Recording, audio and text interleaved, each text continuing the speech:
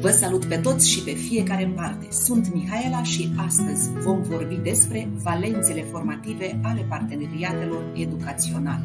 Voi aborda tema din 3 perspective: elevi, cadre didactice și părinți. Să începem cu elevii. Se creează legături la nivelul comunității. Parteneriatele școlare facilitează realizarea unor proiecte prin care elevii au posibilitatea să își consolideze și să își pună în practică cunoștințele, socializând și perfecționându-și competențele de comunicare. De asemenea, se educă percepția multiculturalității. Elevii învață să gândească critic, complex, își dezvoltă gândirea multicauzală, experimentează abilități de rezolvare de probleme. În același timp, se dezvoltă empatia, toleranța, responsabilitatea față de semeni și, nu în ultimul rând, socializează, învățând să fie mai apropiați, să lege noi prietenii, să-și împărtășească experiențele personale. De asemenea, se dezvoltă stima de sine și devotamentul pentru ideile civice. În cadrul proiectelor se realizează împletirea teoriei cu practica, elevii constatând că ceea ce învață la școală poate fi aplicat în cadrul unei acțiuni concrete în activități din viață. În egală măsură, copiii învață să utilizeze tehnologia în scopuri educaționale.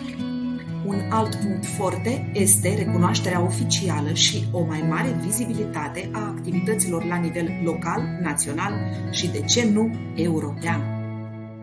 Totodată se obțin premii anuale și certificate pentru cele mai bune proiecte. Proiectarea și implementarea unor activități extracurriculare și extrașcolare în școală și comunitate, pe baza proiectelor și parteneriatelor dintre elevi, profesori și membrii comunității locale, este o necesitate a activității didactice. Să analizăm importanța implicării cadrelor didactice în realizarea de parteneriate. Schimbul de experiență ce are loc între cadrele didactice contribuie la dezvoltarea profesională continuă. În egală măsură, profesorii experimentează instrumente pedagogice care integrează noile tehnologii în învățare.